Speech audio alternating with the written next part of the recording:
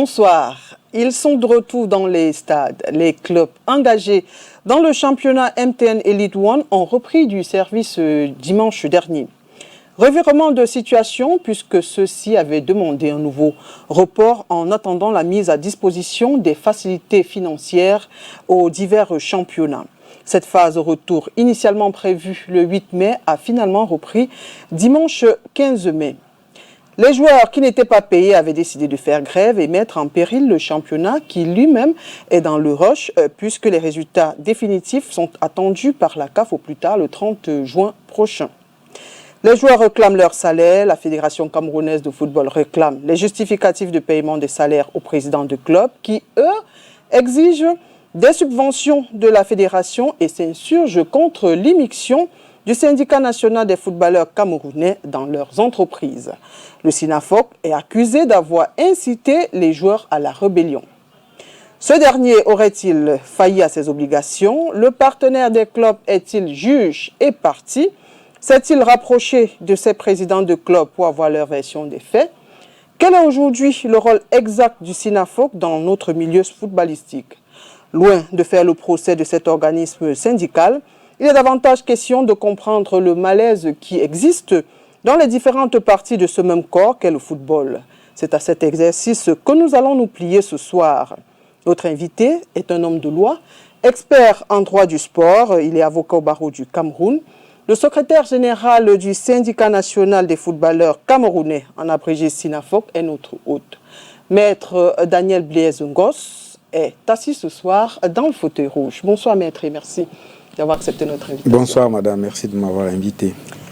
Alors je le disais il y a un instant, la phase de retour du championnat Elite One a démarré. Après la réception par les clubs d'une autre tranche de la subvention de la Fédération camerounaise de football destinée au règlement des salaires des joueurs. Peut-on ici dire ou alors parler de victoire des joueurs et par ricochet du SINAFOC? Non, je pense qu'en sport, oui, il peut y avoir une victoire quand deux équipes s'opposent. Mais en ce moment, nous sommes les joueurs d'une même équipe, qui est le football. Et donc, c'est le football qui a gagné, parce que finalement, les uns et les autres ont reconnu ce qui était de leur devoir et se sont remis dans les rangs pour que les choses reprennent. Et pour nous, je pense que c'est la satisfaction, elle n'est pas totale, mais je pense qu'à ce niveau, le fait que le jeu reprenne est déjà quelque chose de bien. La question, en fait, je pose parce que vous, syndicats, vous êtes pointé du doigt par les présidents de club qui estiment que les joueurs membres du SINAFOC sont des chargés de mission infiltrés dans leur club. Je pense que d'abord, c'est mal connaître le rôle du syndicat des footballeurs camerounais. Mais est-ce que vous ne vous reconnaissez pas dans ce rôle? Non, bien sûr que non. De fauteur de troubles un peu, vous êtes caché dans l'ombre, vous leur dites que bon, ne cédez à aucun chantage parce qu'ils vont vous faire signer ci ou ça. Bien sûr que non. Non, je pense que donner des conseils à son membre n'est pas l'inciter à la révolte. Vous savez, dans le travail que nous faisons au quotidien, nous recevons les plaintes des membres. Lorsqu'un membre nous appelle pour nous dire « ça fait 3 mois que nous n'avons pas été payés dans notre club, ça fait 3 matchs que nous avons joués, que nous avons gagné, nous n'avons pas reçu nos primes », qu'est-ce que nous devons faire? La première chose que nous faisons généralement, c'est que nous essayons d'aller vers les présidents de club, nous essayons de discuter avec eux. D'ailleurs, eux-mêmes le reconnaissent. Depuis que le président Nditap a pris le SINAFOC, nous nous sommes dit il faut changer notre façon de faire les choses. D'ailleurs, ça a toujours été ça, mais nous l'avons renforcé. Il n'y a pas une sorte de confrontation entre les clubs et le SINAFOC. Parce que voyez-vous, si les clubs n'existent plus, il n'y a plus de football. Nos membres n'auront pas de travail et ne pourront donc plus être utiles ni à nous, ni au football. Donc, dans la démarche qui est celle du SINAFOC, nous essayons toujours, dans un premier temps, de dialoguer, de discuter avec les présidents de clubs pour leur faire savoir qu'il y a un problème et leur demander de le régler. Et lorsque ce n'est pas réglé, nous revenons à la charge et très souvent, quelquefois, nous trouvons des solutions sans que cela ne fasse de vagues. Mais il y a des fois où, effectivement, on ne trouve pas de solution et ça peut faire des vagues. Il y a eu récemment un cas emblématique qui a permis à ce que, dans lequel nous avons été obligés de faire voyager les joueurs de Bafoussam pour Douala. Mais ça, c'était à la demande des joueurs. Parce qu'à un moment donné, les joueurs se sont retrouvés à plus de 20 heures sans savoir où ils allaient dormir. Nous les avons amenés manger après avoir informé le président. Et à 23h30, ils ont dit qu'ils veulent rentrer chez eux. Et à ce moment-là, qu'est-ce que vous, le syndicat, vous êtes censé faire? Vous avez vos membres qui sont en détresse, qui ne disent pas, qui ont leur sac. À 23h, lorsque vous avez votre sac de voyage, c'est que vous n'avez pas où aller. Donc, ce que nous avons fait dans ce cas, par exemple, nous les avons fait venir à Douala. Mais ce que les gens n'ont pas dit, c'est que plus tard, je crois 2 jours plus tard, le lundi ou le mardi qui suivait, nous avons fait une réunion ici à Douala à laquelle j'ai pris part. Le président de ce club a pris part. Le CTFP a pris part à cette réunion. Le président de l'association des clubs a pris part à la solution. Et nous avons réglé le problème en discutant.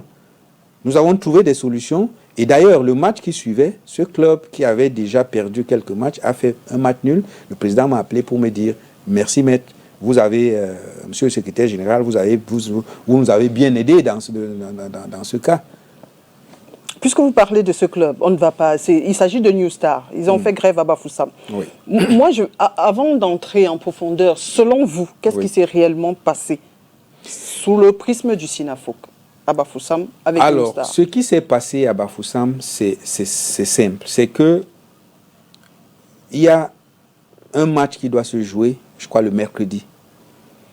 Les joueurs ne le jouent pas parce qu'ils protestent contre... ils disent n'avoir pas reçu leur salaire. Et à l'intérieur, c'est ce que nous apprendrons plus tard, c'est que le président décide de faire partir 8 joueurs sur l'ensemble de l'équipe pour les séparer des autres. Et par solidarité, selon ce qui nous est rapporté, les autres joueurs refusent de se séparer des 8. Et à un moment donné, on les fait sortir de l'hôtel. Dans un premier temps, la Fédération camerounaise de football refuse. Et puis, lorsque la Fédération est mise en demeure pour les faire sortir de cet hôtel, la Fédération finit par écrire à l'hôtel pour demander que les joueurs sortent. Nous sommes dans les encablures de 11-12 heures. Jusque-là, le SYNAFOC n'est pas encore au courant de tout ce qui se passe. Et puis, on met les joueurs dehors. Et à un moment donné, la police arrive. Donc, les joueurs se sentent menacés et font appel au SYNAFOC. Nous envoyons le délégué du SYNAFOC qui est à l'ouest pour s'enquérir de la situation. Il va donc rester avec les joueurs, je crois, de 15 heures jusqu'à 19h, 20h. Les joueurs finissent donc par partir de l'enceinte de l'hôtel et le premier vice-président du SYNAFOC qui gérait, Lucien Metamo, qui gérait le dossier, appelle le président de New Star pour lui dire « Est-ce que nous pouvons amener les joueurs manger ?» Et on les amène manger. À un moment donné, se pose le problème de où est-ce qu'ils vont loger. Le SYNAFOC, à ce moment, moi, je n'étais pas joignable. Après, je suis joignable. Il y a une première proposition qui demande qu'on les loge dans un hôtel à Bafoussam. Je leur dis non, ce ne sont pas nos joueurs, nous ne sommes pas membres du club, donc nous ne pouvons pas loger les joueurs. Ce que nous pouvons faire, si les joueurs font une demande écrite pour nous demander de les ramener vers leur base, qui est Douala, nous le ferons. Les joueurs vont donc écrire pour demander qu'on les ramène à leur base. C'est comme ça que nous allons prendre un car, nous allons mettre à leur disposition, nous allons mettre quelqu'un qui va les transporter, qui va les accompagner jusqu'à Douala. Pendant toute la nuit, ils partent de Bafoussam, je pense, à 1h du matin. Donc jusqu'à 5h, nous n'avons pas dormi parce que nous étions inquiets de savoir comment ça allait se passer. Et finalement, ils arrivent à Douala. Donc voilà un peu, on essaie d'ingérer dans absolument rien du tout. La question d'ingérence va arriver, maître. Oui. Alors, on constate que les joueurs de New Star ont fait grève. Oui. Moi, la question, je vais la poser à l'homme de loi. Pour faire grève, il y a des préalables. Est-ce que ces joueurs avaient posé ces actes préalables? Et est-ce que vous, Sinafoc, vous leur avez dit, si vous n'avez pas fait de préavis, si vous n'avez pas essayé de faire de conciliation, vous aussi, vous êtes en tort? Ils le savent. En fait, ils savent que la grève ne se fait pas de manière sauvage, qu'il y a des préalables. Nous organisons généralement des discussions, des séminaires, des formations à leur intention dans ces domaines-là. C'est d'ailleurs pour ça qu'ils ne nous avisent pas. Parce que s'ils nous avaient avisés pour nous dire nous n'allons pas jouer le match, naturellement nous aurions engagé des discussions avec le président et certainement on aurait trouvé la solution avant le début du match. Donc nous ne sommes pas informés du refus. Nous le constatons comme tout le monde qu'au moment du match, et d'ailleurs je le reprocherai plus tard au président de New Star, pour lui dire, vous auriez pu nous saisir pour nous dire, voilà la situation qui prévaut. Pendant ce temps, le président de New Star vous reproche aussi le fait d'avoir amené ses joueurs manger, les ramener à la base. Vous avez agi, selon lui, hein, je dis parce que j'ai appelé le président de New Star dans le cadre de l'approbation de cette émission, oui. Il estime que ces joueurs, avec votre assentiment, ont agi en violation grave de la loi syndicale. Avec votre avis? Non, non, attention, le Sinafoc n'intervient pas au moment de la grève. Puisque vous n'avez, selon lui, vous ne l'avez pas contacté. C'est bien après. Non, parce que c'était, vous étiez, disons, à un cheveu d'aller devant les tribunaux parce que vous avez justement violé cette loi syndicale-là. Est-ce que vous comprenez donc le ressenti de ces présidents de clubs, justement, qui parlent d'ingérence du Sinafoc? Mais nous disons encore que le Sinafoc ne s'est ingéré dans rien. Nous sommes le vendredi. Suivez bien ce que je vous dis. Nous sommes le vendredi. Le match devait se jouer le mercredi. Oui. Les joueurs n'ont pas joué le mercredi. Ils devaient avoir un autre match, je crois, le samedi ou le dimanche. Donc nous sommes vendredi. Les faits se passent le vendredi, c'est-à-dire 2 jours après que les joueurs aient refusé d'aller jouer. Apparemment, c'est ce qui ressortira des discussions qu'on aura au Sinafoc. Apparemment, il leur aurait promis de payer cet argent le vendredi. Oui. Sauf que le vendredi, il ne payera pas l'argent. Ce qu'il fera, c'est d'appeler, de faire sortir les joueurs de l'hôtel. Et nous apprendrons plus tard que c'était pour que les joueurs partent de cet hôtel. Ceux qu'il avait retenus aillent dans un hôtel qu'il avait loué ailleurs, réservé ailleurs. Et ceux qui étaient détachés du groupe n'avaient pas où aller. Mais nous ne sommes pas au courant de cela au moment où nous intervenons. Au moment où nous intervenons, c'est que les joueurs refusent de partir de l'hôtel. On appelle la police et les joueurs se sentent menacés.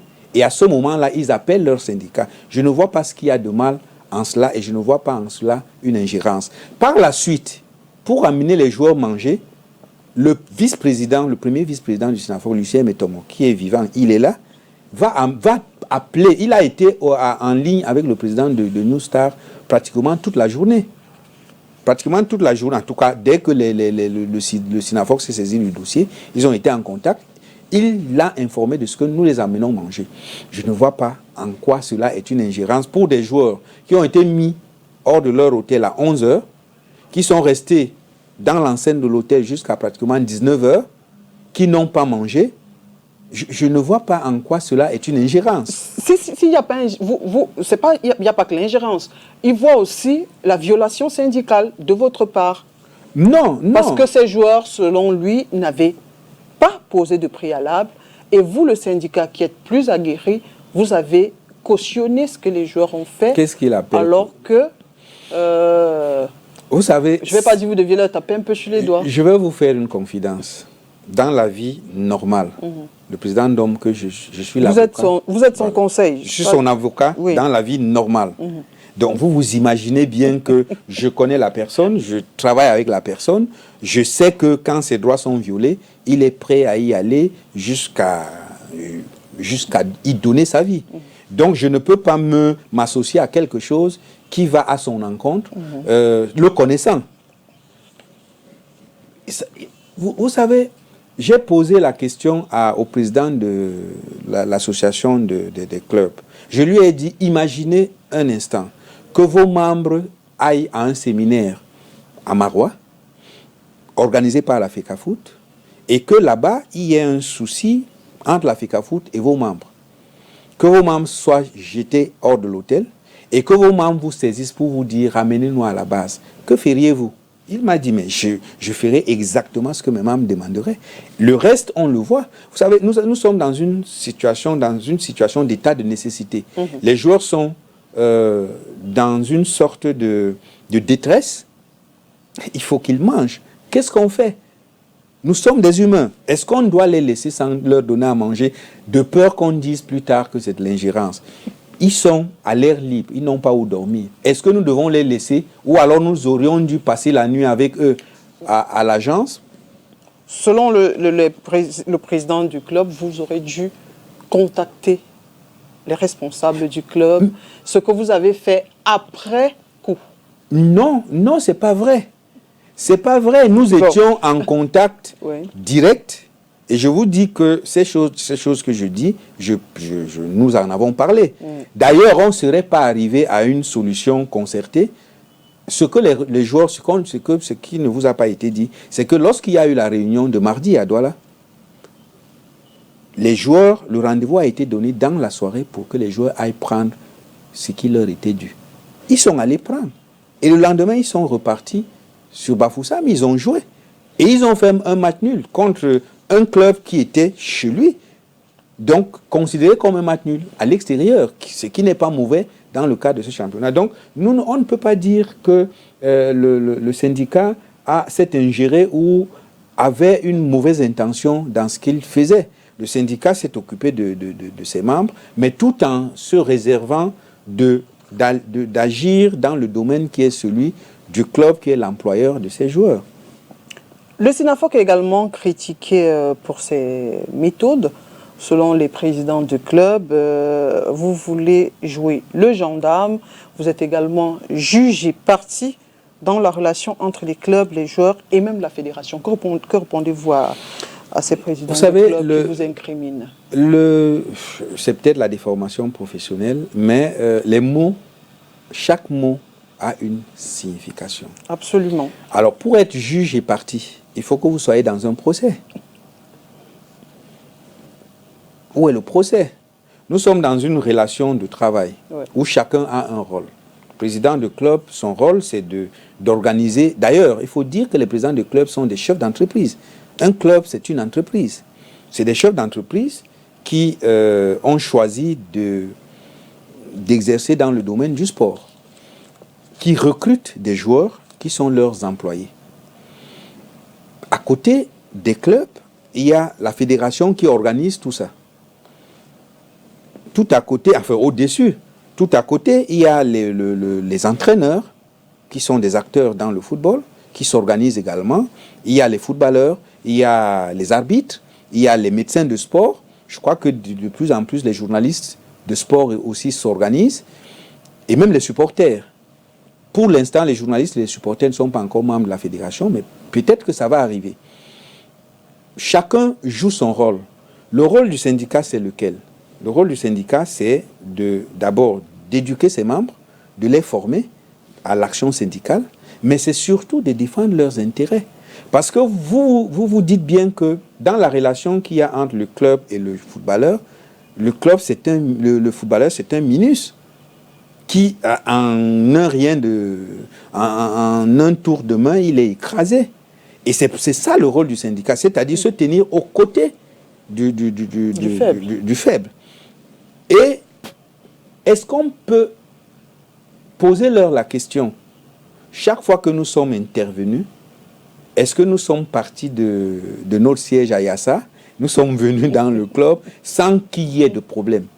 C'est parce qu'il y a des problèmes qu'on vient. Et d'ailleurs, si nous étions des vats en guerre, croyez-moi, il y aurait des procédures au quotidien et il y aurait des décisions au quotidien. Lorsque vous n'êtes pas payé, voici ce que les textes de la FIFA disent sur le paiement des joueurs. Lorsque vous n'êtes pas payé pendant 60 jours, vous êtes un joueur libre. C'est-à-dire, pendant 2 mois successifs, vous n'êtes pas payé, vous êtes un joueur libre. Voilà ce que les textes de la FIFA disent. Donc, si nous appliquions ça, ça veut dire que à tout moment, nous viendrons chercher les joueurs dans leur club et nous dépouillerions les clubs de leur matière première. Substance, ouais. Voilà. Nous ne le faisons pas. Donc, on ne peut pas nous accuser d'être juge et partie. Maintenant, si c'est par rapport à la chambre de résolution de litige, c'est une chambre paritaire. Que ce soit à la FIFA, cette chambre existe. Elle est paritaire.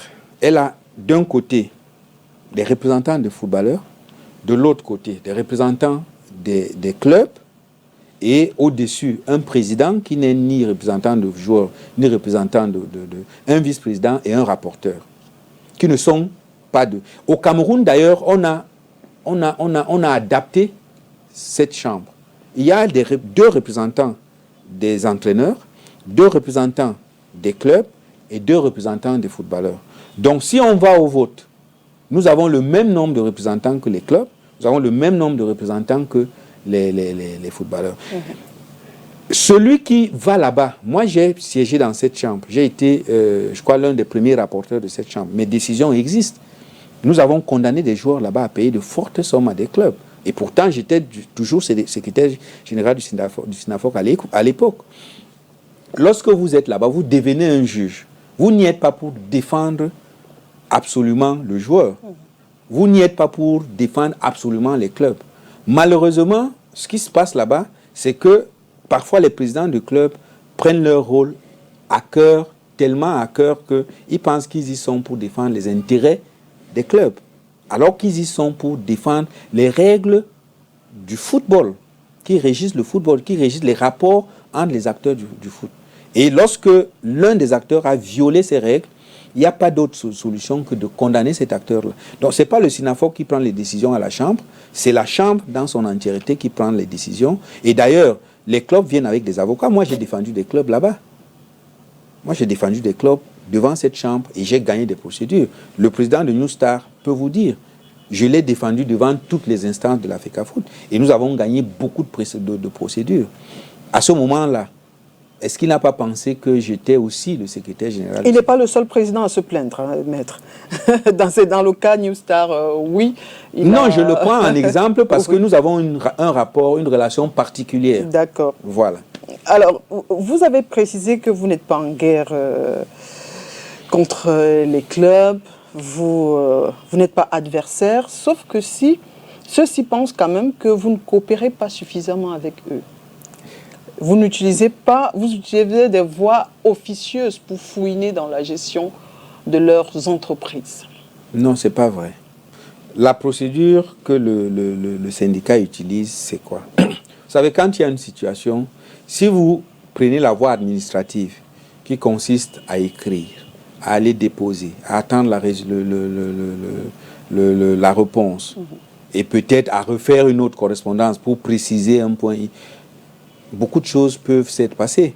Si un joueur se plaint de ce qu'il a été mis hors de là où il vit, parce qu'il n'a pas payé le loyer, et qu'il vous dise qu'il n'a pas payé le loyer parce qu'il n'a pas son salaire, comment vous faites pour gérer cette situation-là? Il est à l'air libre.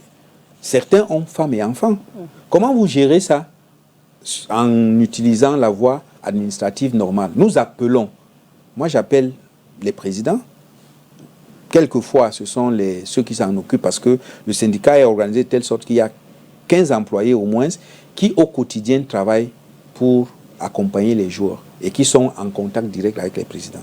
Donc ils appellent, pour venir ils appellent, vous ne pouvez pas vous introduire dans... Et d'ailleurs, l'un des plus virulents ces derniers temps, je peux vous montrer la correspondance qu'il m'a écrite. Quand je lui ai écrit, j'ai écrit à tous les présidents en tant que secrétaire général pour leur dire, messieurs les présidents, voici les plaintes qui viennent de votre club, oui, qui consistent en ceci, en cela. De quoi s'agit-il et comment est-ce qu'on peut régler ça? certains m'ont répondu normalement. Je vais prendre le cas du président d'Avion, qui m'a répondu, qui m'a d'abord appelé pour me dire « Ah, moi, je ne veux pas les problèmes avec le syndicat. Chez moi, voilà la situation, mais je vais la régler. Je vous ai écrit, je vous envoie la correspondance. » Il a envoyé la correspondance par voie administrative normale. Il me l'a envoyé par WhatsApp. Et je suis étonné que parmi ceux qui se plaignent le plus, il soit en tête pour dire que c'est le SINAFOC qui s'ingère et autres. Nous écrivons toujours. Nous ne faisons jamais d'affirmation gratuite. Lorsque nous disons que dans un club, le salaire n'a pas été payé, croyez-moi, le salaire n'a pas été payé. On peut se tromper sur le nombre de mois. Parce que les informations qui nous sont données nous sont données par ceux qui vivent ça au quotidien. Et c'est pour ça que nous demandons souvent au club. Mais quand nous posons des questions, on a l'impression que nous venons nous ingérer dans En réalité, vous savez... Donc vous pensez que les présidents de club, en fait, veulent vous cacher des choses? Ils ne sont pas complètement honnêtes. Nous ne voulons pas savoir comment ils gèrent. Vous savez, quand vous avez votre maison, vous avez votre époux ou votre épouse, vous avez vos enfants, tant qu'il n'y a pas d'éclat de voix, personne ne saura jamais ce qui s'y passe. On ne saura pas que vous n'avez pas mangé aujourd'hui, que hier vous avez mangé du riz avec de l'huile, qu'après, il y a 3 jours, vous vous êtes chamaillé, qu'il y a 5 jours, vous vous êtes bagarré, ainsi de suite. Personne ne saura.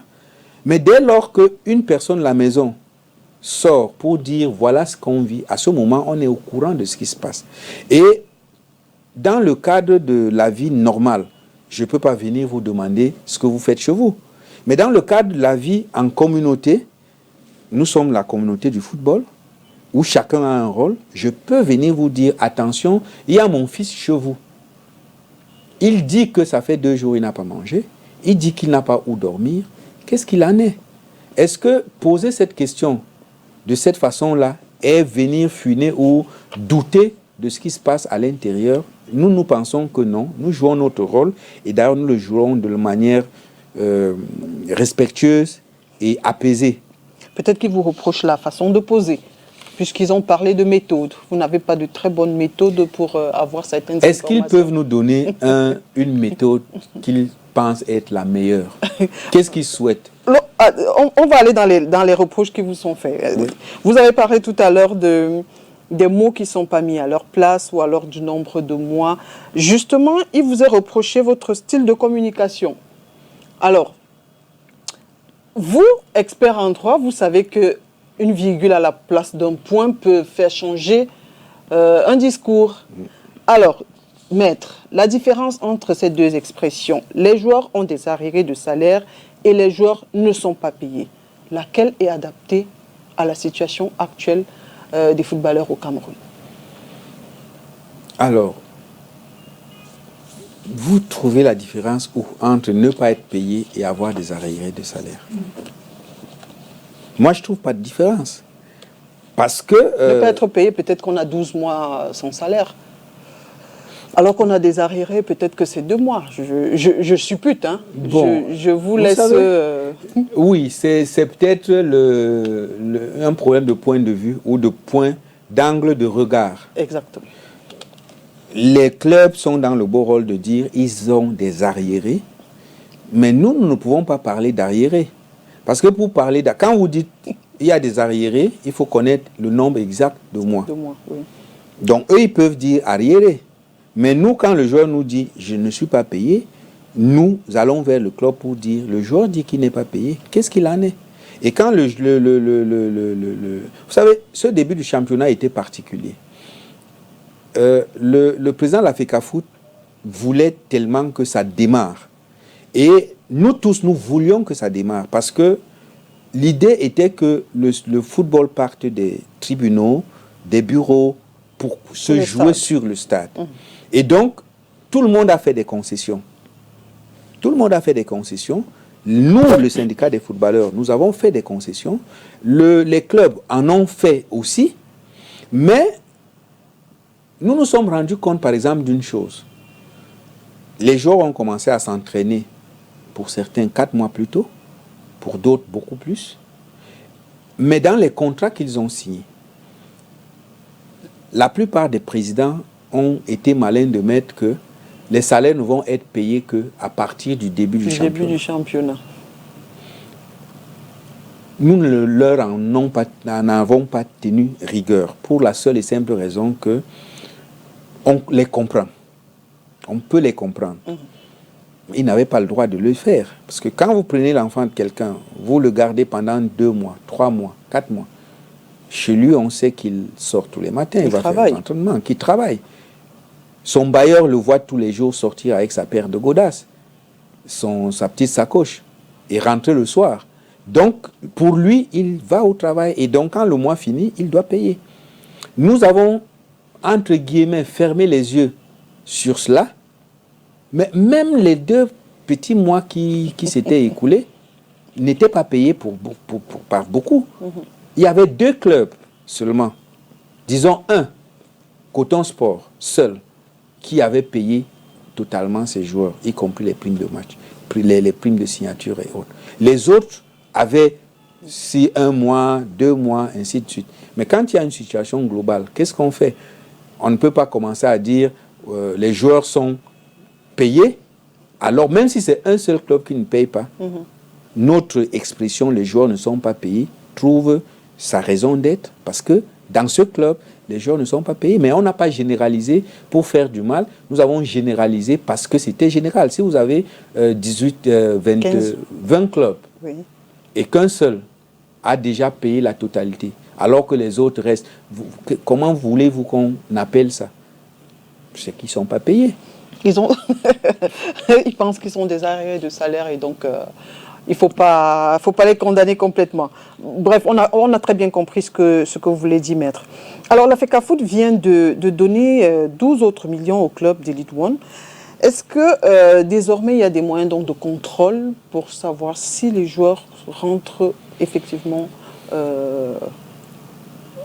dans leur dû? Alors, vous savez, au début du championnat, lorsqu'on s'est réunis au niveau de la fédération, avec les clubs, il y a beaucoup de propositions qui ont fusé. L'une des propositions, d'ailleurs, c'était la proposition de la FECAFOOT. C'était qu'on ouvre les comptes aux joueurs et que la FECAFOOT paye directement dans les comptes. Oui. Le SINAFOC a estimé que c'était un peu infantiliser les présidents de clubs. Alors, vous pensez vraiment que si nous en avions après eux, nous aurions attrapé ce ballon au vol pour dire, mais oui, voilà ce que nous devons faire. La fédération a estimé que nous avions raison de dire, ok, n'infantilisons pas les présidents de club, faisons leur confiance. Et malheureusement, nous nous sommes retrouvés dans les mêmes travers. Et pour nous, nous allons continuer, qu'ils ne se gênent pas. Ils ont reçu de l'argent. Donc, d'ailleurs, il faut dire que l'appoint de la FECAFOOT, c'est un appoint sur les salaires. Ce n'est pas pour payer les salaires, c'est un appoint. Parce que normalement, le club doit avoir ses moyens pour payer. Et ce qu'on donne s'ajoute à ce que le club lui-même a prévu pour payer son joueur. Nous, on leur a demandé des justificatifs. Je ne sais pas s'ils ont été donnés. Je pense que s'ils ont accepté de jouer, c'est peut-être parce que le président de la fédération a lâché du lest en ce qui concerne la production des justificatifs. Mais on va forcément y arriver. C'est comme repousser un problème 2 mètres devant soi, alors qu'on est en train d'aller dans ce sens-là. Le problème va revenir. Si, à la fin du championnat, ou d'ici 2-3 journées, les joueurs ne sont pas payés, ils vont se plaindre. D'ailleurs, il y a 2 ou 3 jours, il y a un joueur qui a confisqué le matériel de son club, ce que nous avons condamné. Le joueur n'a pas le droit de le faire. Nous l'avons appelé, nous lui avons dit, tu n'as pas le droit de le faire. Tu n'as pas le droit de confisquer le matériel d'entraînement. Tu n'as pas le droit de faire une grève sauvage. S'il y a un problème, saisis le syndicat. Nous avons les moyens intellectuels, humains et même relationnels pour que ton problème soit posé là où il doit être posé et qu'une solution soit apportée. Donc là, on attend encore. Si les joueurs se plaignent demain. Mais est-ce qu'avant ça, on a pu vérifier déjà, je dis on vous le SINAFO, que les joueurs ont perçu déjà la première partie, le salaire qui leur était dû, ou du moins la pointe qui leur était due pour la première saison? Alors, et même le salaire, parce qu'ils sont... il y a c'est une leur partie, droit. vous savez, il y a ce qu'on appelle de manière familière, la prime de signature. En fait, c'est une somme qu'on donne aux joueurs au moment où ils signent. Ils signent le contrat, oui. Ce que les présidents font, généralement, parfois ils n'ont pas tout l'argent. Ils vous disent, on va vous donner 3 millions, mais signez d'abord ici, prenez 500 000 ou 1 million. Et après, ça tarde à venir. Il y a cet aspect qui avait été mis de côté. Ils ont dit quand ils vont recevoir la deuxième partie, ils vont solder. Il y a les primes de match nul, match gagné, qui n'avaient pas totalement été soldés par tous les clubs et qui avaient été, dont le paiement avait été subordonné au versement de cette deuxième tranche. Donc nous attendons. Nous attendons, si ce n'est pas payé, il y aura des plaintes. Et s'il y a des plaintes, nous nous mettrons toujours aux côtés de nos membres pour revendiquer, mais revendiquer de manière ordonnée, revendiquer de manière à respecter nos engagements vis-à-vis de la fédération, vis-à-vis des clubs, mais aussi vis-à-vis de nos membres qui sont les footballeurs. Est-ce que le SINAFO, vous avez fait les dernières statistiques, vous avez parlé d'un seul club qui était à jour. Est-ce qu'aujourd'hui, on peut savoir combien de mois sont dus à ces joueurs, tout au moins pour la première partie? Alors, disons que la plupart des clubs, il faut le reconnaître, la plupart des clubs ont fait des efforts pour payer. Parce que pour les clubs, et c'est ce qu'ils expliquent, quand ils sont dans l'action, ce qui est plus important, ce sont les primes de match. Parce qu'on joue tous les 3 jours. Ils payent d'abord, ils donnent la priorité aux primes de match. Oui. Et ensuite, on voit les salaires. Ça peut arranger les joueurs parce que quelquefois, si vous avez gagné 2-3 matchs en 2 semaines, vous avez parfois plus que votre salaire. Votre salaire, oui. Donc, à ce moment-là, ce n'est pas un problème. C'est lorsque vous avez un souci qui vous demande de l'argent que vous pensez à ce moment à votre salaire. Nous avons demandé à nos membres de nous dire, nous attendons que les uns et les autres nous fassent des retours pour savoir ce qui reste à payer. Certains nous avaient appelés pour dire il leur avait été demandé, mais nous n'avons pas pu vérifier, qu'il leur avait été demandé de signer quand même des décharges, le temps qu'on puisse payer, et à ce moment, on solde leur argent. Vous vous doutez bien que nous avons conseillé à nos joueurs, à nos membres, de ne pas signer, parce que lorsque vous avez signé, que vous avez perçu, il n'y a rien d'autre derrière qui peut démontrer que vous avez juste signé, mais vous n'avez rien perçu. Et nous attendons en ce moment, je pense d'ailleurs qu'il y a des uns et des autres sur le terrain qui sont en train de recueillir ces informations. Et dans les prochains jours, nous ferons un bilan de cette première phase et nous vous dirons. Très bien. Pour l'avenir, que propose alors le SINAFO aux dirigeants de clubs, à la FECAFOOT, pour qu'on ne soit plus face à des problèmes de salaire non payés?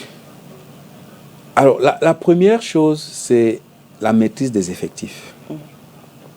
Il faut que les clubs maîtrisent leurs effectifs et fassent une budgétisation préalable pour savoir si j'ai 30 joueurs, voilà ce que ça me coûte. Vous pensez qu'ils ne maîtrisent pas leurs équipes? Je veux dire, un club sait qu'il a tel nombre de joueurs et c'est lui qui les recrute.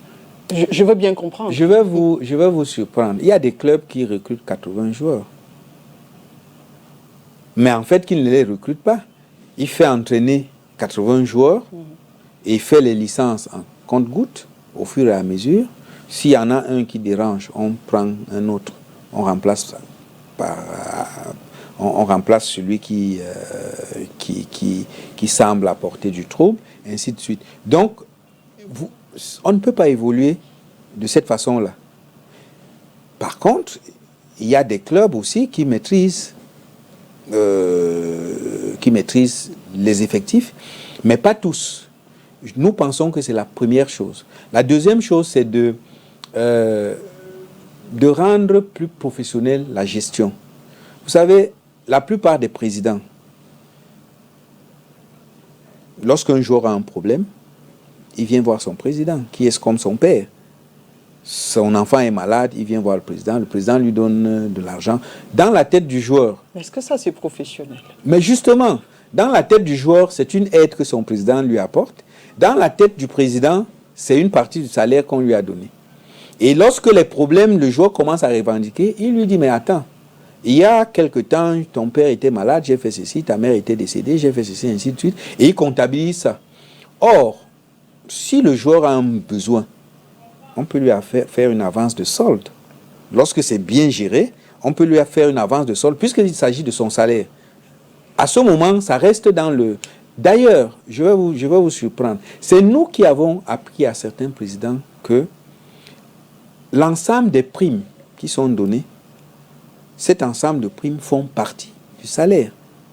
Ce sont les éléments du salaire que le joueur perçoit à la fin du mois. Et donc, il ne serait pas bon pour lui de les donner comme si c'était des subsides ou de l'aumône.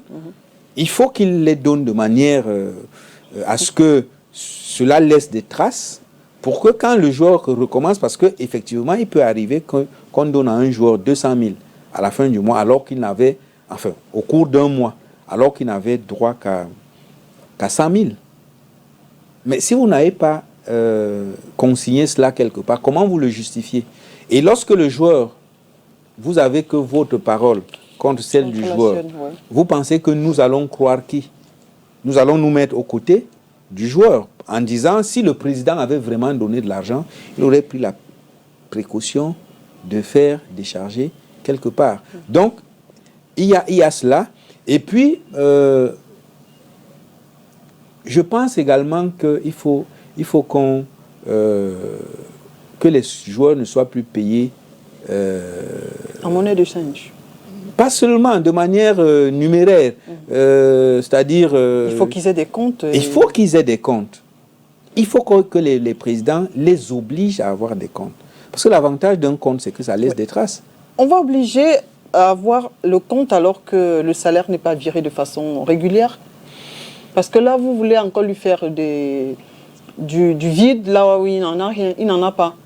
Je veux dire, la banque viendra prélever ses frais alors que lui, il n'a pas reçu de l'argent. Est-ce que ce n'est pas aussi mais il doit aggraver la situation? Il doit recevoir de l'argent. Donc, il faut résoudre le problème en amont, que les présidents en exigeant soient aussi exigeants envers... Mais c'est ce que nous disons que ce que les présidents doivent faire... Qu'ils soient honnêtes. Non, enfin, je ne suis pas juge de leur honnêteté ou pas. Ce que je voudrais dire, c'est que il faut que les présidents gèrent les clubs de manière professionnelle, avec une comptabilité bien définie, avec une gestion financière qui suit les canons, avec des procédures pour débloquer de l'argent, avec un suivi au quotidien de toutes ces choses-là, et avec une traçabilité. Parce que lorsqu'il n'y a pas de traces, ça laisse cours à toutes les supputations. Et lorsqu'il faut se justifier, on a du mal, alors que parfois, de bonne foi, on clame son innocence.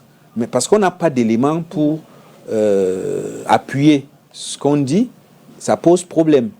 Et nous pensons que la fédération doit pouvoir faire quelque chose aussi. Il faut qu'il y ait un cahier de charges bien déterminé avant le début du championnat et que les clubs qui n'arrivent pas à satisfaire à ce cahier de charges, qu'ils laissent la place à ceux qui peuvent le faire, comme ça se fait ailleurs. Comme ça se fait ailleurs, vous ne remplissez pas les conditions du cahier de charges, vous êtes administrativement relégué, celui qui les remplit et qui était le plus proche prend votre place et on avance parce que malheureusement, ce n'est qu'à travers ça que nous allons avoir un football professionnel. Parce que à la fin, qu'est-ce que nous visons? Nous visons un football qui fait vivre son nom, un football qui attire les spectateurs, un football qui attire les sponsors, donc un football qui produit de l'argent. Et cet argent, s'il est bien redistribué entre les différents acteurs, le président ne sortira plus de l'argent de sa poche. Le joueur va gagner sa vie. Il ne va plus aller en Somalie, je ne sais pas dans quel autre pays, pour aller jouer. Je vais vous raconter quelque chose si vous me donnez une seconde. J'ai géré le cas d'un joueur, un jeune joueur, il y a quelque temps, qui est parti en Gambie. En Gambie, ça n'a pas marché. Il est allé au Burundi. Au Burundi, ça n'a pas marché. Il voulait aller en République démocratique du Congo. Il a été refoulé. Maintenant, pour revenir au Cameroun, son visa avait expiré. Il fallait tout. On n'a pas permis qu'il embarque. Je peux vous dire que nous avons, sa famille et moi j'ai été saisi pas comme avocat, j'ai été saisi parce que, ayant été président des jeunes avocats de toute l'Afrique, j'ai des contacts dans la plupart des pays d'Afrique. Donc, j'ai contacté des gens là-bas pour voir comment est-ce qu'on pouvait. On a trimé pendant 2 semaines pour réussir à ramener le garçon ici à Douala. Alors, si c'est bien organisé chez nous, vous pensez vraiment qu'un joueur aurait une idée d'aller en Gambie? Je n'ai rien contre la Gambie. Mais vous pensez vraiment qu'il n'aurait pas cette idée-là? Absolument. Donc, pour nous, c'est qu'il y ait une bonne organisation, que le foot produit suffisamment de ressources pour que tous les acteurs du foot puissent chacun avoir le minimum qui lui permette de rester et de ne pas risquer sa vie dans des aventures qui parfois tournent très très mal. Voilà le but. Et si quelqu'un n'a pas compris ça et qu'il a compris ça comme étant une cabale contre lui ou contre sa personne, contre son club, c'est qu'il n'a rien compris. Alors, comment expliquer, maître? Le SYNAFOC, vous êtes censé accompagner les joueurs et vous le faites depuis plusieurs années, mais qu'est-ce qui peut expliquer que ces joueurs, jusqu'aujourd'hui, soient dupés, malmenés lors de la signature de leur contrat? Alors, qu'est-ce qui peut expliquer cela? Beaucoup de choses. Je pense que la faute, c'est d'abord le joueur lui-même. Parce que nous avons un service juridique au syndicat qui a pour rôle d'accompagner gratuitement, je dis bien gratuitement, les joueurs dans tous les actes de leur vie de footballeur. Oui. Ça veut dire que lorsque le joueur veut signer un contrat, s'il appelle le SYNAFOC, nous avons l'expertise pour lire pour lui.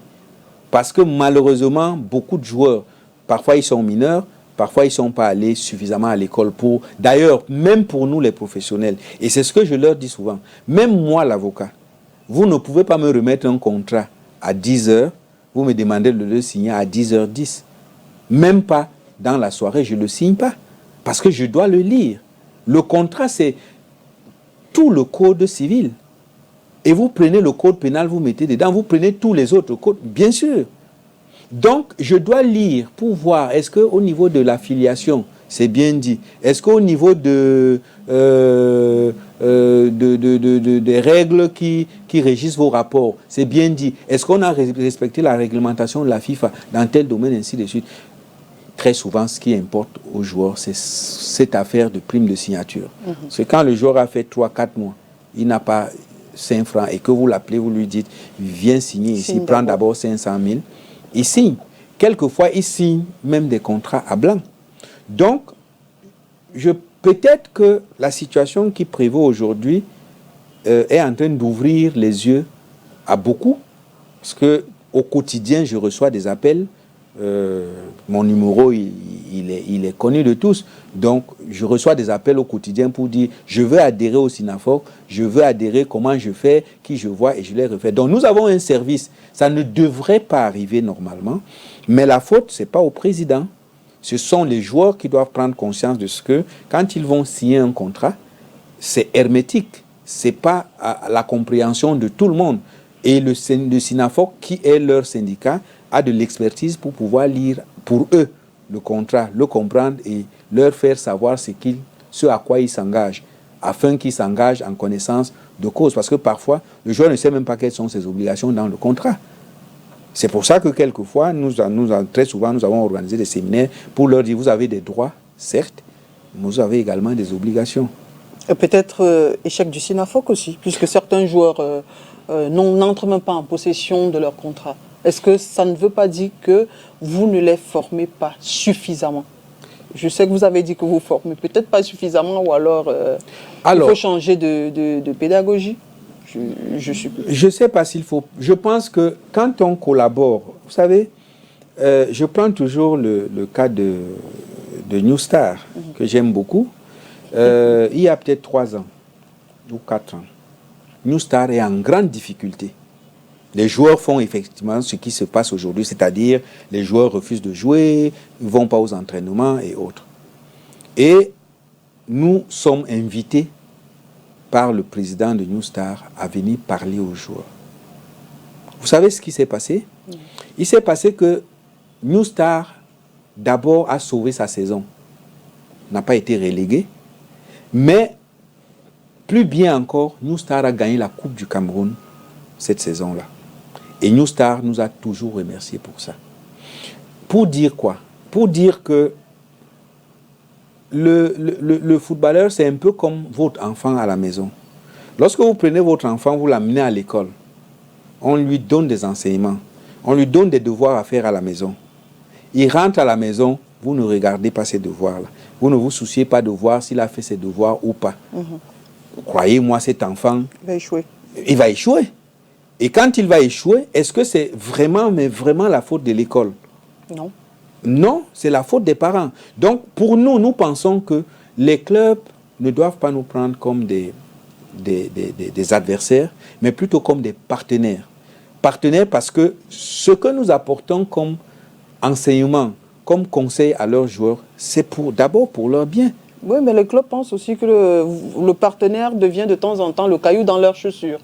Oui, mais parce qu'à un moment donné, quand ça dévie, qu'est-ce que vous voulez que le Sinafoc fasse? Le Sinafoc est obligé de dire, attention, ramenez le ballon au centre.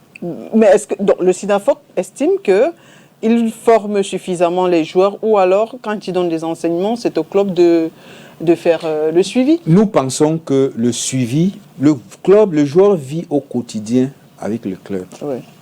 Vous savez, il y a des clubs, d'ailleurs, dernièrement, quand on a discuté avec le président de New Star, il nous a dit ceci. Désormais, quand je vais signer des contrats avec mes joueurs, je vais vous appeler. Pour qu'après, il n'y ait pas de discussion. Qu'est-ce qui empêche les présidents de club de dire, Sinafoc, vous parlez beaucoup, vous nous tirez trop dessus, voici les contrats que nous sommes en train de signer. Venez assister pour que demain, ni vous, ni les joueurs n'alliez pas dire que nous avons dupé, ainsi de suite. Par exemple, quand on signe le contrat, on dit que le contrat c'est en 4 exemplaires. Normalement, quand vous avez signé, vous prenez un exemplaire, vous le gardez. Vous donnez un exemplaire aux joueurs et vous prenez les autres exemplaires, vous les amenez pour faire homologuer. Mais qu'est-ce que les clubs font? Ils font signer tous les exemplaires, ils les gardent par devers eux et vont faire homologuer et ne donnent aux joueurs que le contrat une fois homologué. Mais comment le joueur va contrôler que ce qui est sur le contrat homologué, c'est vraiment ce qu'il avait signé ce jour-là? Ou alors, ils font signer à blanc, après ils remplissent. Comment le joueur peut contrôler que c'est vraiment ce qu'il a dit? Donc pour nous, nous pensons que si nous nous y mettons tous, nous allons arriver à une situation où le joueur va savoir que quand je me réveille le matin, je ne dois pas aller au petit bar du coin parce que en tant que sportif de haut niveau, ce n'est pas le job que mon job ne me permet pas de le faire. Je dois aller aux entraînements à l'heure, je ne dois pas faire des grèves sauvages. Oui. Voilà, quand on me doit de l'argent, si je fais 2 mois, on ne m'a pas payé, ok, je mets le club en demeure de me payer, sinon je suis un joueur libre. Voilà les choses. Mais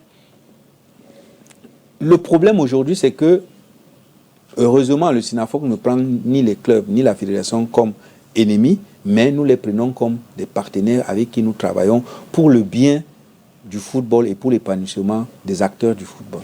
Alors, quel est le rôle que le Sinafoc a joué auprès justement de ces joueurs pendant la longue période de trêve que notre championnat a connue? Alors, disons que ça a été une période assez difficile pour tout le monde. Parce que, vous savez, cette période s'est couplée avec la crise sanitaire. Donc, ce n'était pas facile pour qui que ce soit. Nous avons quelquefois apporté des aides d'appoint, mais malheureusement, peut-être que nous aborderons ce sujet. Le SINAFOC n'a de ressources que les subventions qu'il reçoit de la FIFPro et les cotisations de ses membres. Malheureusement, si la FIFPro donne ses subventions, les cotisations ne suivent pas. Et quand la FIFPro vous donne son argent, il vous dit voilà ce que vous devez faire avec cet argent. Et ils envoient un audit pour vérifier que vous avez fait, ils ont ce qu'on appelle le MDAS, pour vérifier que vous avez fait ce qu'ils ont demandé avec l'argent qu'ils vous ont donné. Donc nous ne pouvons pas le sortir n'importe comment, mais il y a eu des appoints parce que nous avons un côté d'action sociale que nous faisons. Il y a eu quelques appoints pendant cette période, mais ça ne peut pas être suffisant. Parce que vous imaginez le nombre de joueurs et le nombre de membres qui font partie du SINAFOC. Alors, le footballeur camerounais quand même est confronté à plusieurs problèmes. On a d'abord parlé du salaire, mais j'aimerais parler aussi de la retraite, la vie après le football. Oui. Comment est-ce que les joueurs peuvent gérer leur vie après le football pour devenir, par exemple, comme votre président? Qu'est-ce que le SINAFOC fait dans ce sens-là? Comment prépare-t-il la retraite des joueurs? Alors, vous savez, nous avons ce qu'on appelle un département de reconversion. Alors, la reconversion, c'est quoi? C'est que on sait que la carrière du footballeur ne dure pas très longtemps.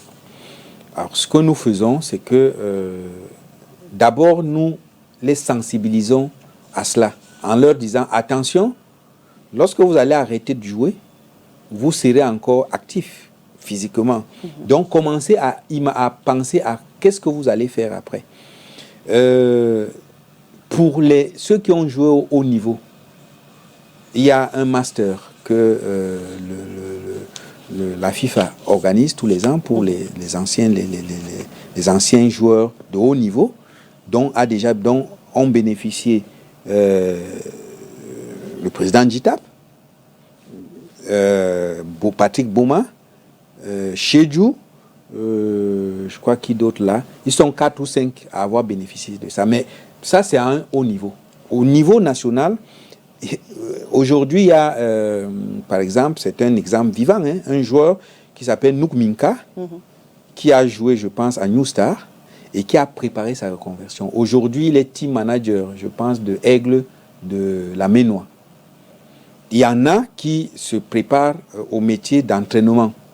Mais le football a tellement de métiers autour que, malheureusement, beaucoup ne s'y intéressent pas. Quand on leur dit, voilà ce que vous pouvez faire, ils ne s'y intéressent pas. La fabrication, par exemple, des filets, c'est un métier du football. Oui. Et même des ballons. Des ballons, c'est un métier du football. De la jeunesse a tout un département. Exactement. Donc, c'est exactement des projets pour lesquels, d'ailleurs, nous avons signé une convention il y a quelques années avec le ministère de la formation professionnelle, qui avait donc pour but, effectivement, de diriger les joueurs vers des centres de formation pendant qu'ils sont en fin de carrière pour se former à un métier. Donc, voilà ce que le SINAFOC fait pour que, lorsque le joueur a fini de... Mais vous savez, vous ne pouvez pas faire quelque chose contre la volonté de celui pour qui vous le faites. Nous les sensibilisons. Ceux qui le font, et je vous ai pris quelques exemples, ils le font, mais il y en a aussi, vous avez beau leur dire que voilà ce que vous pouvez faire plus tard, ils ne s'y intéressent pas. À ce moment, qu'est-ce que vous faites? Ils pensent qu'ils ont encore la force physique. Oui, mais s'ils ne sont pas dans le club A, ils pourront être dans le club B. Mais jusqu'à quand? C'est ça le problème. C'est qu'à un moment donné, vous n'avez plus l'âge de jouer au foot. Il faut faire autre chose. Rigobertson, c'est quelqu'un qui a joué. Aujourd'hui, il est le coach de notre équipe nationale Fagnon. Parce qu'après le foot, il s'est formé au métier d'entraînement. C'est pour ça, il n'est pas là parce que c'est Rigobertson. ou parce qu'il a été le capitaine emblématique de la... Non, il est là parce qu'il s'est formé d'abord, c'est la base. Et après, tout le reste peut venir. Parlons un peu du SINAFOC en lui-même. Quel bilan pouvez-vous aujourd'hui faire de façon brève sur les objectifs et les actions de votre syndicat depuis sa création? Alors, il faut dire que nous n'avons pas toujours été syndicat. Nous étions d'abord une association de footballeurs. AFC.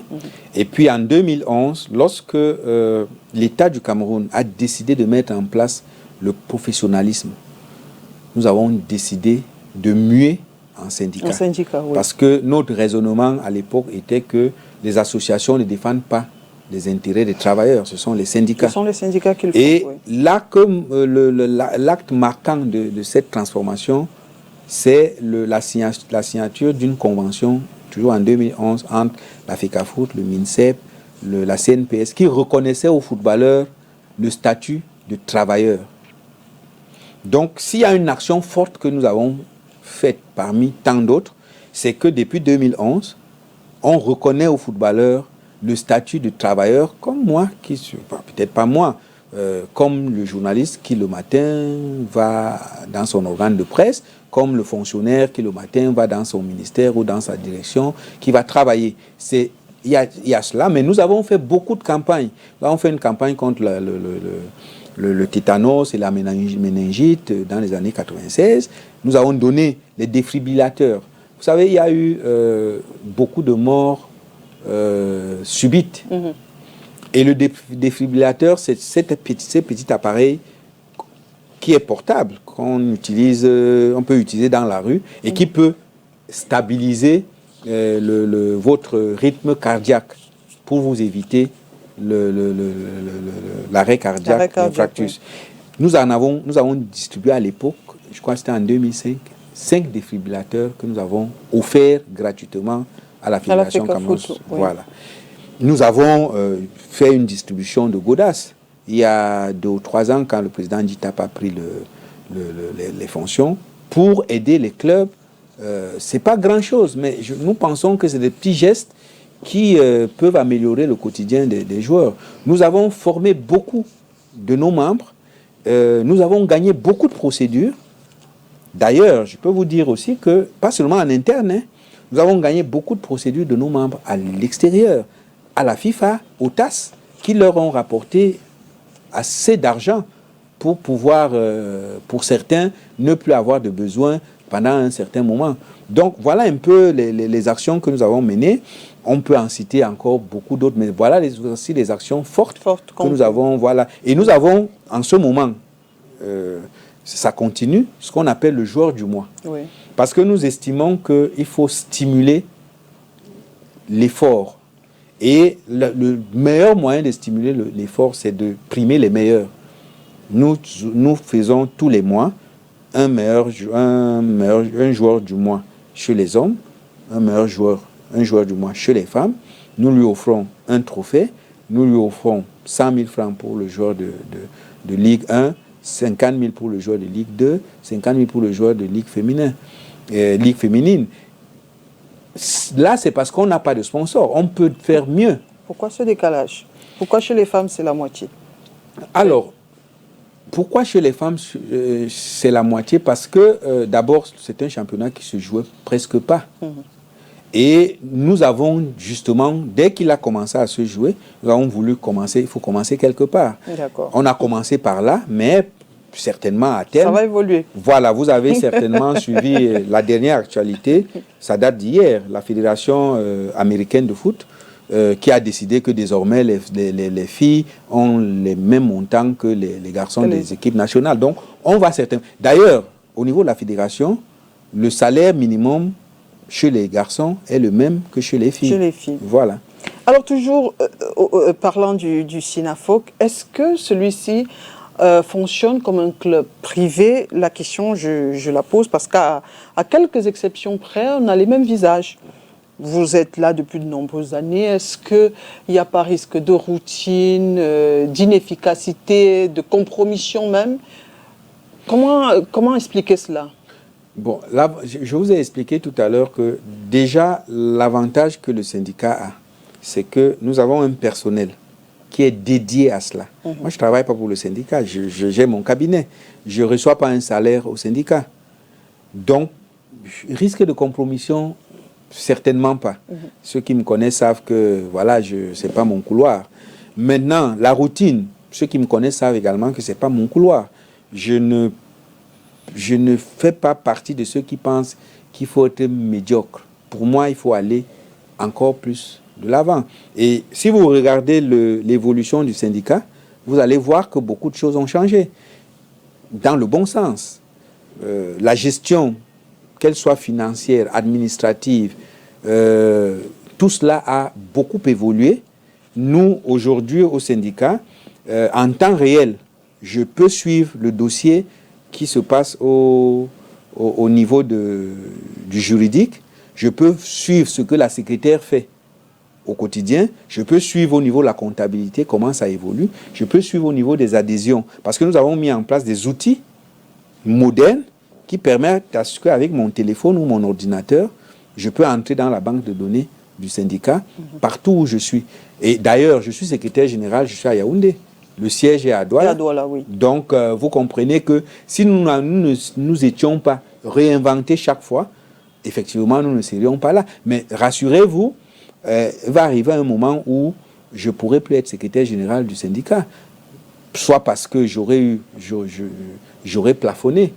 Le jour où je vais sentir que je ne peux plus apporter au syndicat, même en cours de mandat, je partirai. Le jour où ceux qui nous élisent vont sentir que je ne donne plus satisfaction, c'est sûr, ils vont plus me... on vient d'être réélu là, le 5 janvier. Donc, pour un mandat de 4 ans, et je peux vous dire, c'est une élection, ce n'est pas de... Il y avait un seul candidat à mettre. Alors... Oui, mais est-ce que parce qu'il y a... C'était pas de votre faute, j'ai très bien compris.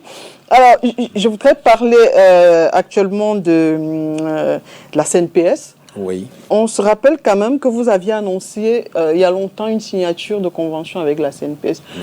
Où en est-on aujourd'hui et qu'est-ce qui peut justifier le fait que récemment on ait vu le président de la FECAFOOT aller vers le directeur général de la CNPS? Bon, je ne peux pas connaître les raisons, mais je peux supposer. C'est que la convention avec la CNPS n'a vraiment jamais pris d'effet. Simplement parce que dans cette convention, il y avait des obligations pour les uns et pour les autres. Pour les présidents de clubs, ils devaient affilier. Vous savez, la CNPS ne s'occupe que de ceux qui sont affiliés. Les présidents de clubs devaient affilier leurs joueurs à la CNPS. Et d'ailleurs, récemment, lors de la réunion quadripartite qui a précédé le début du championnat, nous expliquions que lorsque vous affiliez le joueur, vous ne payez pas la totalité de la prime. Vous payez une partie, le joueur paye une partie. Et cette prime, elle est proportionnelle au salaire. Donc, les présidents de clubs auraient d'ailleurs eu beaucoup d'intérêt, et on leur explique tous les jours, auraient eu beaucoup d'intérêt à ce que les joueurs puissent être affiliés. Exemple concret. Si un joueur est en arrêt maladie, parce qu'il s'est cassé la cheville, le joueur ne produit plus. Il doit se soigner. Qui paye la facture? Généralement, c'est le président de club. Oui. À un moment donné, quand il n'en peut plus, il abandonne le joueur. Or, si le joueur est affilié et que par mois, il paye peut-être 1500, le jour qu'il a cet arrêt maladie, non seulement il est payé, il est soigné, mais il est payé parce que pendant ce temps-là, il n'a pas travaillé. C'est un accident de travail. Quand vous partez de chez vous pour le lieu d'entraînement, vous êtes couvert. Quand vous partez de chez vous pour le lieu du match, vous êtes couvert. Exactement. Malheureusement, le résultat aujourd'hui, c'est quoi? C'est que la fédération prend une assurance pour la compétition. On demande au club de prendre une assurance pour le reste, qui n'est pas souvent prise.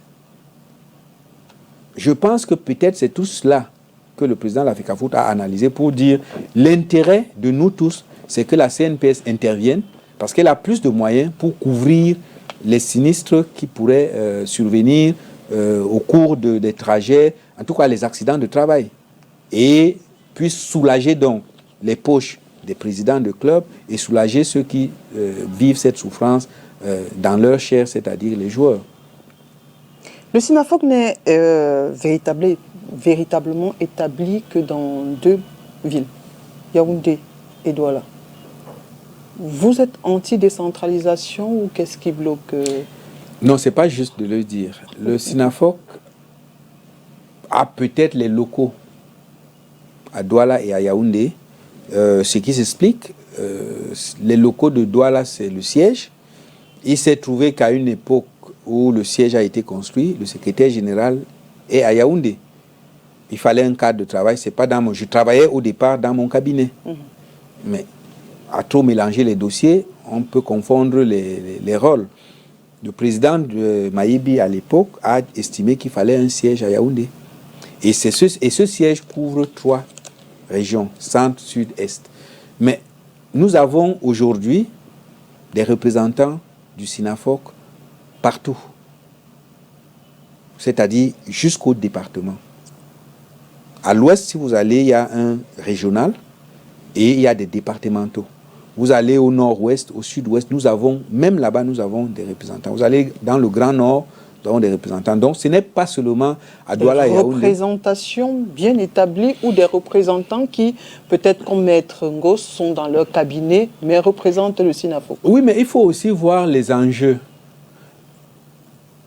Est-ce qu'il y a... Quel est l'intérêt que le SINAFOC aurait à installer une représentation, par exemple... À Bafoussam.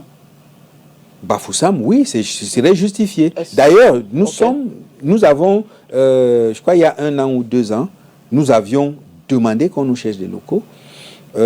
Après, je ne sais pas ce qui s'est passé, parce que ce n'est pas moi qui suivais le dossier, ça n'a pas abouti, mais jusqu'au jour d'aujourd'hui, nous sommes à la recherche des locaux à louer pour que notre siège à Bafoussam, d'ailleurs, le siège de Bafoussam, c'est chez le président. Maintenant, il ne mettrait pas des locaux là-bas parce que c'est chez lui. Il mettrait les locaux là-bas parce qu'il y a une forte concentration d'équipes à l'ouest. Et ça peut se justifier.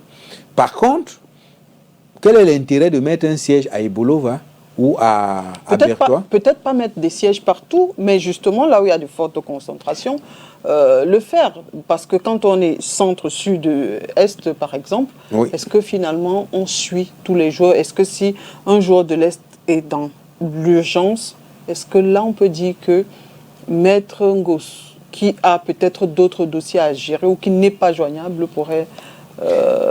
Maître Ngos ne gère pas les dossiers du SINAFOC. C'est un exemple. Oui. En fait, ce que je veux vous rassurer, c'est que nous avons, je vous ai dit, nous avons un personnel dédié au quotidien. Et les joueurs auraient tort de ne pas se servir de ce personnel qui est payé et qui est grassement payé. Je ne donnerai pas les salaires ici, mais si vous regardez le niveau de salaire du SINAFOC, c'est un niveau appréciable. Doit-on comprendre que les cotisations des joueurs appuyées de la subvention de la FIFPro, est-ce que là on doit comprendre que tout va bien? Dans leur gestion? Parce que tout à l'heure, vous disiez qu'il y a pas les joueurs ne cotisent pas beaucoup. Oui. S'ils sont gracieusement payés, ça veut dire que vous avez des ressources, ça veut dire que... Non, les ressources que la FIFPro nous donne ne sont peut-être pas suffisantes, mais permettent quand même de payer les salaires à un niveau appréciable, de faire les activités que le SINAFOC, la FIFPro nous demande de faire, et même de faire des petits extras qui sont des actions sociales.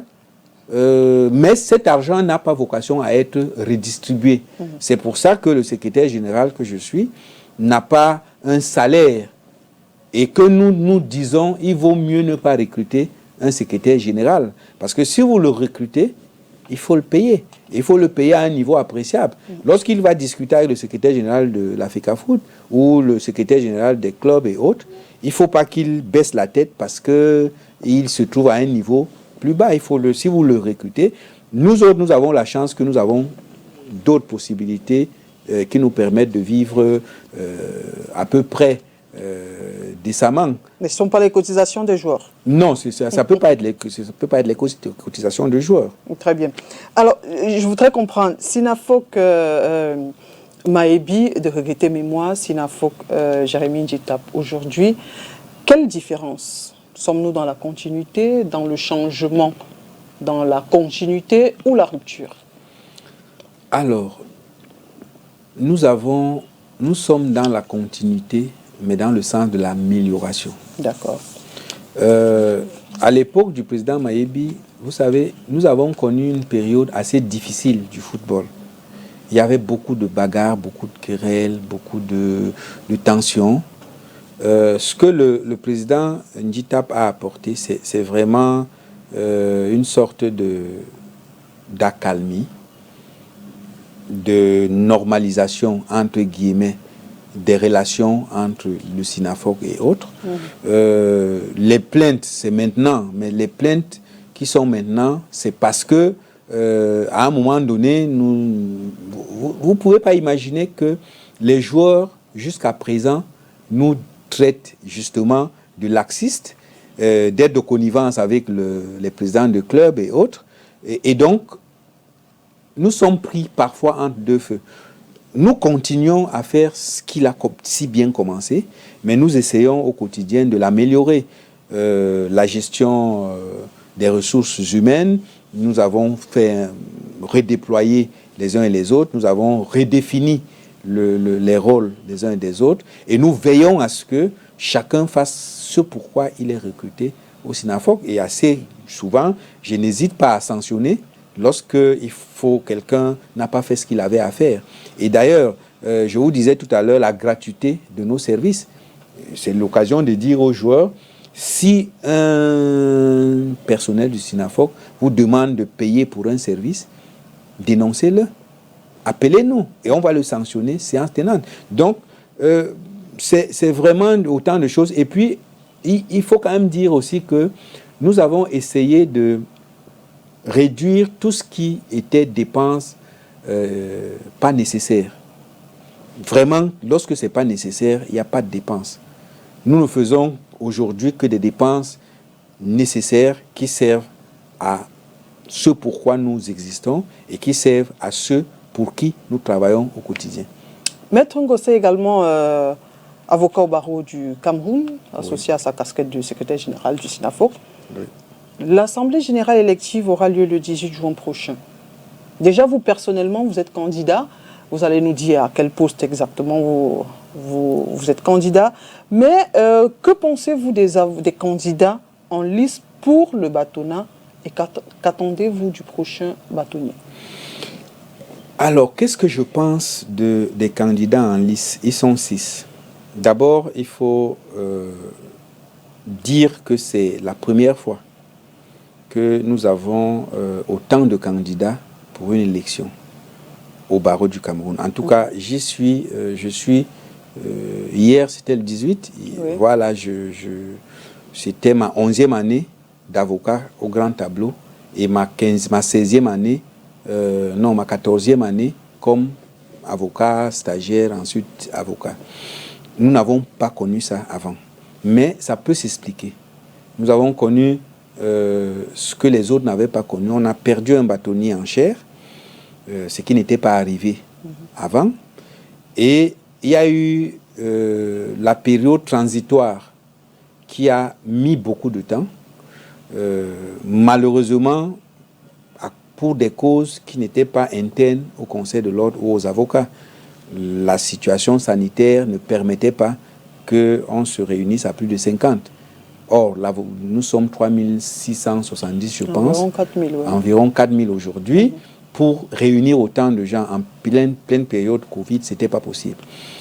Maintenant, individuellement, je pense que chacun des candidats a ses qualités et forcément ses faiblesses. Je veux être naïf pour penser que chacun des candidats veut le bien du barreau et de ses membres et l'épanouissement de ses membres. Donc, pour nous, j'ai forcément de la préférence pour les uns plus que pour les autres. Mais le plus important aujourd'hui, c'est que le bâtonnier qui va venir, qu'il restaure la confraternité entre les avocats. Je vous explique. La confraternité, c'est ce sentiment d'appartenance entre les avocats qui fait en sorte que lorsque je suis en face d'un avocat, qu'il soit de l'Est, qu'il soit de l'Ouest, qu'il soit du Nord, du Sud, je me sens proche de lui parce que nous portons la même robe, nous sommes soumis aux mêmes obligations et je me sens proche de lui. Malheureusement, cela a s'est beaucoup dégradé ces derniers temps. Parce qu'au sein du barreau, il y a eu, entre guillemets, des camps issus des différentes élections. Et je peux vous dire que depuis l'élection depuis le bâtonnier Charles Tchungang, aucun bâtonnier n'a plus vu son mandat renouvelé. Chacun est venu, il a fait un mandat, certains mandats plus longs les uns pour les uns que pour les autres, mais on n'a pas pu renouveler un bâtonnier qui était en fin de mandat. Et cela peut s'expliquer effectivement par cette dégradation-là. Et il y a eu des camps, il y a eu entre guillemets des barreaux bis, et tout cela est à regretter. Et cela a affecté ce sentiment d'appartenance. Donc la première chose pour moi que le futur bâtonnier, ou pour laquelle le futur bâtonnier doit s'engager, c'est restaurer ce sentiment d'appartenance-là. Ensuite, il doit restaurer le respect des règles. Nous avons des règles séculaires qui sont transmises pour certains de bouche à oreille, d'autres qui sont écrites dans notre règlement intérieur. Il faut les respecter. Parce que malheureusement, si l'avocat ne se respecte pas lui-même, ne respecte pas lui-même ses règles, à l'extérieur, il devient vulnérable. Donc nous devons, nous les avocats, nous devons aujourd'hui restaurer cela, et c'est le rôle premier du bâtonnier et du conseil de l'ordre qui va être élu. Nous avons la protection des avocats. Vous avez vu ces derniers temps, nous avons connu des choses mais inimaginables. Les avocats ont été gazés dans une salle d'audience, quelle que soit la raison, quel que soit le cas, cela ne s'explique pas. Et d'ailleurs, ceci a eu pour conséquence quoi? On a désacralisé le palais et tous ceux qui sont là. Vous avez vu il y a quelque temps un policier qui a roué de coups un procureur de la République. C'est des choses qui n'étaient pas imaginables. Donc le palais de justice, c'est le rempart. L'avocat, c'est le rempart des libertés. Lorsqu'on s'attaque à lui, on s'attaque à la société tout entière. Oui. Et pour nous, le futur bâtonnier doit être le protecteur des avocats. Mais il ne peut pas être protecteur des avocats si les avocats eux-mêmes se rendent vulnérables par leur comportement au quotidien. Donc il y a un travail à faire en amont, c'est-à-dire chez les avocats, mais aussi il faut un bâtonnier qui soit vraiment épris de tout cela, mais aussi il faut un bâtonnier qui connaisse la gestion des hommes. Il faut qu'il sache gérer les hommes, parce que la gestion des hommes, ce n'est pas donné à tout le monde, ce n'est pas donné aux premiers venus. Il faut beaucoup d'expérience, il faut beaucoup d'amour, il faut beaucoup de patience, il faut beaucoup de dons de soi. Et c'est cela que, personnellement, c'est pour cet avocat-là, ce bâtonnier que je voterai. Et je pense que la plupart des avocats vont le faire. Et qu'ils ne vont pas s'attarder sur l'un des autres problèmes qui minent notre barreau, ce problème de sectarisme, de tribalisme, où on vote quelqu'un parce que c'est quelqu'un de son village, c'est quelqu'un de sa religion, ainsi de suite. Vous-même, vous êtes candidat? Je suis déjà membre du Conseil de l'Ordre. Oui. Et je suis candidat pour renouveler effectivement mon mandat, si les confrères le permettent dans les prochains jours. Alors pour certains, la fissure au sein du barreau est très profonde, et une élection comme celle qui arrive viendra aggraver la situation. Êtes-vous de cet avis-là? Et sinon, qu'est-ce qu'il faut faire? Alors, ça peut aggraver la situation dans une seule hypothèse. Aujourd'hui, il y a 6 candidats bâtonniers. Si vous élisez un candidat parmi les 6, vous élisez un avec 10 membres du conseil, ou 12 membres du conseil, ou 14 membres du conseil. Effectivement, les autres vont se sentir exclus. Et si les autres se sentent exclus, les divisions qu'il y a effectivement vont demeurer. Pour moi, humblement, je pense que la solution viendrait du choix objectif des meilleurs. Choix objectif des meilleurs pour que ce soit les meilleurs qui soient au conseil et que parmi eux, on choisisse le plus à même de concilier tout cela. L'avantage de cela, c'est quoi? C'est que toutes les sensibilités vont se retrouver au Conseil de l'ordre. Et comme le Conseil de l'ordre rend compte aux avocats, chacun saura que le moment venu va rendre compte. Et donc, tout le monde, à mon avis, pourrait dans ces conditions-là travailler dans l'intérêt de tous. Et ceux qui sont à l'extérieur, c'est-à-dire les avocats, ne vont pas, pour certains, ne pas travailler pour la réussite du Conseil, simplement parce que les leurs n'y sont pas. Je ne sais pas si vous comprenez un peu. Donc, si parmi les 6, déjà, si les 6 sont élus, ou quelques-uns sont élus au Conseil de l'ordre, et on fait un mixage en prenant 2 par-ci, 3 par-là, 4 par-là, et on forme les 15, je pense que c'est un début de solution. Mais ça ne va pas s'arrêter là, parce qu'il faut aller au-delà de ça. Et j'ai la faiblesse de penser que aujourd'hui, chacun, et j'aime prendre cette légende du colibri, chacun doit faire sa part où il se trouve. Parce que si chacun fait sa petite part, en additionnant toutes ces petites parts-là, le simple bonjour que vous dites à votre confrère quand vous arrivez en salle d'audience peut changer des millions de choses. Des gens ne s'en rendent pas compte. Le merci que vous dites à votre confrère peut arranger des millions de choses. Des gens ne s'en rendent pas compte. Alors rapidement, pour sortir, en tant qu'homme de loi, que pensez-vous de la situation actuelle à la Fédération camerounaise de football? Est-ce que selon vous, la légalité est de retour dans cette maison? Surtout que le secrétaire général qui a démissionné hier a relevé comme une forme d'illégalité. Et sa démission ou alors serait pas, ou sa suspension ne serait pas légale. Bon, vous savez, il est difficile de parler d'une situation qu'on ne vit pas. Je vais parler de manière générale. Je pense que nous sommes en phase de normalisation, mais pas une normalisation imposée comme on en a connu. Par la FIFA, oui. Nous sommes en phase de normalisation à partir de l'intérieur de notre football. Et là aussi, je pense que tout le monde doit y mettre du sien. J'ai toujours dit que si nous considérons nos leaders comme des sortes de Zorro qui ont leur cape et leur épée et qui peuvent régler tous les problèmes, nous nous trompons. Un leader, c'est celui qui a des lieutenants autour de lui, qui se battent avec lui pour un objectif précis. Si vous n'avez pas autour de vous des gens qui vous accompagnent dans votre élan, dans tous les cas, quelle que soit votre volonté, vous n'y arriverez pas. Est-ce que c'est ce qui est en train de se passer avec le président Eto'o? Est-ce que les gens qui sont autour de lui ne l'accompagnent pas suffisamment? Je ne saurais le dire. Maintenant, ce que dit le secrétaire général sur les raisons de sa démission, vous savez, c'est difficilement vérifiable. Parce que lui seul vit cela de l'intérieur.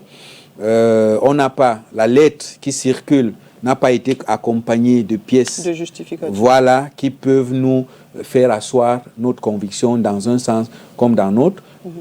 Nous observons et nous ne pouvons que souhaiter que cela soit juste un petit faux pas dans la démarche de normalisation de notre football. Parce que nous avons besoin que ça se normalise, nous avons besoin que ça s'apaise, nous avons besoin que ça marche. Que ça s'améliore surtout. Voilà.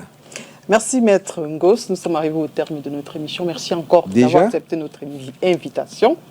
Et merci pour toutes ces réponses. Merci à vous. Mesdames et messieurs, merci à vous d'avoir été des nôtres et à jeudi prochain.